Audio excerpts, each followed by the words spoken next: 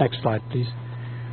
There are inconsistent results. I've just chosen a few, but I can point to many more. Kruski et al. 2000 find a much lower fine PM mortality effect in California than in the northeastern U.S. This has been alluded to a couple of times earlier today. However, when they do the spatial analysis in 2009, they report no effects in New York City, but a positive effect in Los Angeles and a fairly large effect there. So the conclusions from these two studies is somewhat different, and that might be attributed to maybe better exposure in the second study, better exposure estimates.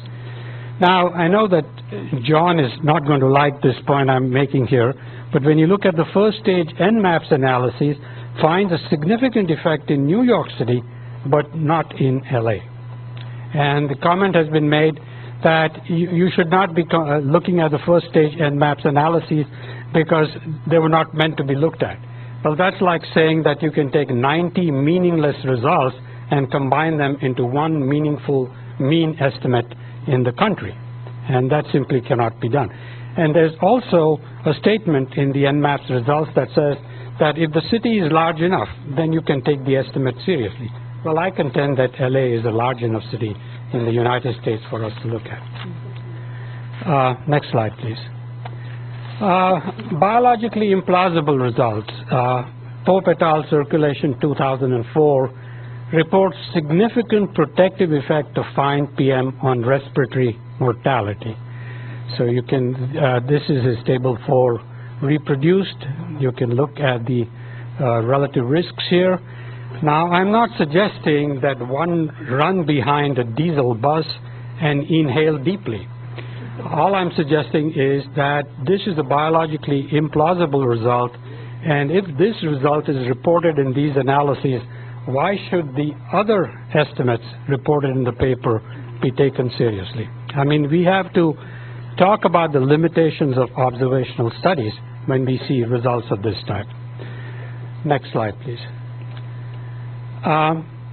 One more point I wanted to make on the previous slide is that in that paper, Arden points out that there is a synergistic effect between smoking and air pollution risk.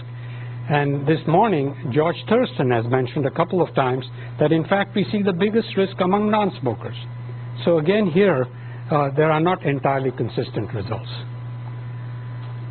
When scaled linearly, risks are implausibly large for in some of the studies. So let's look at Miller et al. New England Journal of Medicine 2007 that reported fine PM associations that were much larger than those reported in earlier papers. And a simple calculation shows that their results imply that a woman moving from the least polluted city, namely Honolulu, to the most polluted city, namely Riverside, would increase her risk of cardiovascular mortality more than if she smoked 40 cigarettes per day. This defies biological plausibility. Next slide, please. The same can be said for the Ostro et al. Paper in Environmental Health Perspectives that has also been discussed earlier today.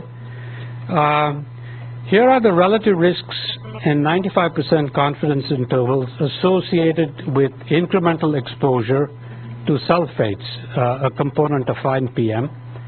For all-cause mortality, the relative risk is 21.5, for cardiopulmonary mortality, 27.7, and for ischemic heart disease, 100. Now, this simply defies biological plausibility. And to me, it indicates that both the Miller et al. Study and the Ostro et al. Study may actually be picking up socioeconomic effects, SES effects, when they try to characterize exposure more finely than has been done in the past. The next slide, please. So this is my last slide. I'm repeating again my conclusion from the previous one that Miller et al. And Ostro et al. Could be explained by residual confounding by SES.